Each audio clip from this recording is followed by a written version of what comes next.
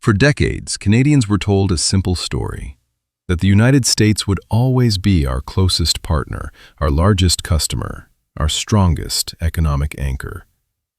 Generations of workers grew up believing that as long as trucks rolled across the border and trains carried lumber and steel south, everything would be fine. But overnight, that world collapsed. One decision in Washington sent shockwaves through every mill town, steel plant, and shipping yard in this country. Tariffs, threats, and economic pressure didn't just squeeze the market. They shattered the idea that Canada could rely on a single foreign buyer. And in that moment, something changed. Instead of bending, Canada snapped awake. Instead of waiting for the next punch, Carney stepped forward with a plan that would rewrite the nation's economic destiny. A plan built not on hope, but on hard math, huge investments, and a vision that refuses to let foreign pressure define Canada's future. What happened next wasn't just policy, it was a transformation. A shift from vulnerability to resilience, from dependence to independence, from reacting to leading. But this story isn't simply about policy moves. It's about workers on the edge, industries in transition, global powers repositioning themselves, and a country learning, finally, to stand on its own 2 feet. The moment the alarms went off, Carney didn't hide it behind political sugarcoating. Instead, he delivered the kind of blunt truth Canadians rarely hear from their leaders. He put a number on the damage. 1.8% of Canada's entire GDP wiped out by U.S. tariffs and the uncertainty that followed.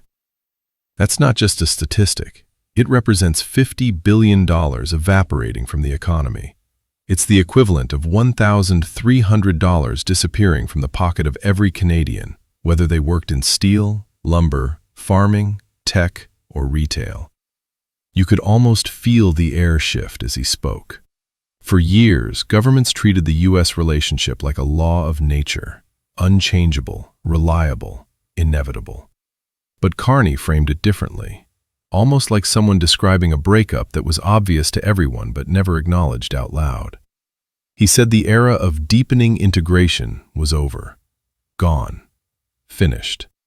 And once you accept that truth, everything that comes next makes sense. The tariffs weren't just taxes. They were a warning shot, a reminder that Canada's strongest sectors were built on a foundation controlled by someone else. Workers who had already lived through plant shutdowns and layoffs felt that message deeper than anyone. And for many, it wasn't just a policy speech. It was confirmation of something they'd suspected for years. And the real shock? The dependence went far deeper than most realized. Everyone knew the U.S. was Canada's biggest buyer. But almost no one understood just how completely Canada had been wired into the American market. When Carney said it out loud, it hit like a punch. 75% of all Canadian exports once flowed into the United States. 90% of Canada's lumber exports went south. 90% of aluminum exports went south. 90% of steel exports went south. 90% to one country, one administration, one set of political moods, one person's tariffs. This wasn't trade. It was dependence. So deep that a single policy announcement in Washington could rip an entire Canadian industry to shreds in minutes. Entire towns operated like extensions of the U.S. economy. Even the language of Canada's supply chains reflected it.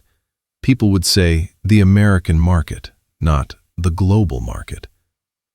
And quietly, behind the scenes, there had been warnings. Some Canadian companies had reportedly told Ottawa years ago that relying on a single buyer was a ticking time bomb. But few wanted to hear it. The money was good. The system seemed stable. Until the day it wasn't. And that's when Carney did something no Canadian leader had done in decades. He stopped trying to please the U.S. and started building a fortress at home. But the way he did it stunned everyone, even insiders. Carney's first move was pure strategy. If the U.S. wanted to weaponize access, Canada would weaponize its own market in return. The numbers alone show how aggressive this shift really was. Tariff-free steel imports from non-FTA countries were slashed from 50% to just 20% of 2024 levels. Tariff-free imports from non-CUSMA partners cut from 100% down to 75%. A global 25% tariff was placed on steel derivatives, wind towers, prefab buildings, wires, fasteners, and more. In total, these moves created over $1.3 billion in new domestic space for Canadian steel producers. But the real power wasn't in the number. It was in the message. For years, Canada had been the polite middle child of global trade. But suddenly, it was laying down hard restrictions, cracking down on dumping, and forming a specialized border enforcement team to catch fraudulent declarations. Rumors began circulating that foreign suppliers, particularly those who had been quietly using Canada as a loophole into the North American market, were scrambling to adjust. Some even tried to reroute shipments through free trade countries to dodge Canadian measures, though the new compliance unit was built specifically to shut down tricks like that. Carney was dismantling the old economic playbook piece by piece. But he wasn't done. His next move turned the government itself into a weapon for rebuilding the economy. For the first time in modern Canadian history, high-value projects receiving federal money would no longer be allowed to default to foreign suppliers. The message was simple. If taxpayers fund it, Canadian workers supply it. Carney announced that all contracts over $25 million, especially infrastructure, must prioritize Canadian materials, including steel and lumber. This wasn't symbolic. It was structural. Billions of dollars would now flow inward instead of outward. Then came the Build Canada Homes initiative. With $700 million primed for the next year, this new federal housing agency would ignite construction using Canadian wood, creating $70 to $140 million in fresh demand, while also attracting private and provincial investment. To some, this felt like a direct challenge to the U.S., a quiet way of saying Canada was done waiting for Washington's approval. Behind closed doors, there were whispers that certain U.S. firms tried lobbying Ottawa to water down the rules, worried they'd lose contracts they once treated as guaranteed. But those concerns didn't slow anything down. Because Carney's next move targeted a problem no foreign government controls, but every Canadian company struggles with: transportation. And the announcement stunned even industry experts. One of the biggest hidden disadvantages for Canadian companies has always been geography.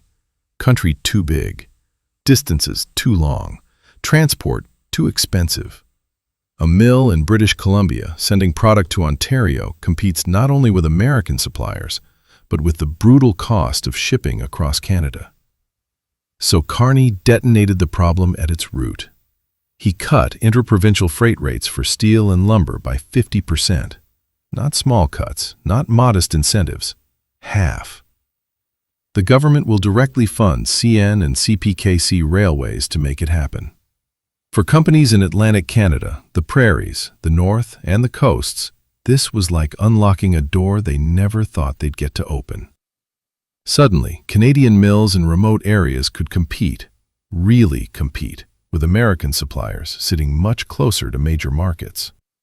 Some U.S. logistics interests, according to speculation online, were furious.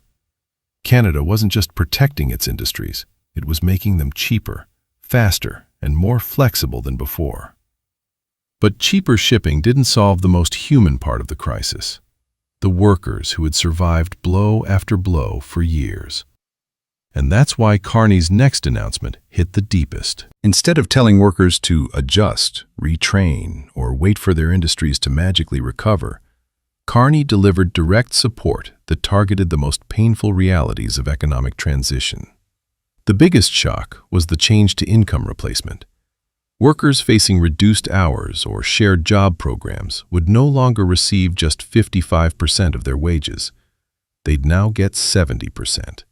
That difference could mean rent paid, groceries bought, or a mortgage saved. Add to that $500 million to support softwood lumber companies through the BDC Guarantee Program. Another $500 million for large firms facing liquidity pressure through the Tariff Loan Facility. A single window, one-stop federal support hub for forestry and related industries. A major new task force aimed at transforming the entire forest sector for long-term growth.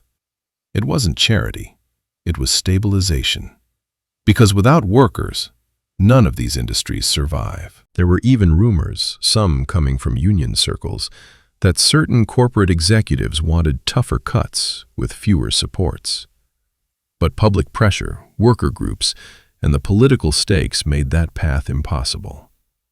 Still, Carney knew that no matter how strong the domestic side became, Canada needed new global partners.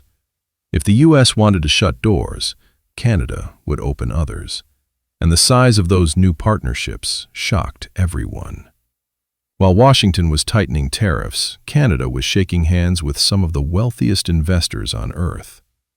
During a high-level visit to Abu Dhabi, the UAE announced a staggering $70 billion investment into Canada. This wasn't small capital. This was the kind of money that builds highways, ports, energy grids, clean tech systems, and manufacturing clusters. It signaled confidence, not in Canada's past, but in its future. Then came the G20 meetings in Johannesburg.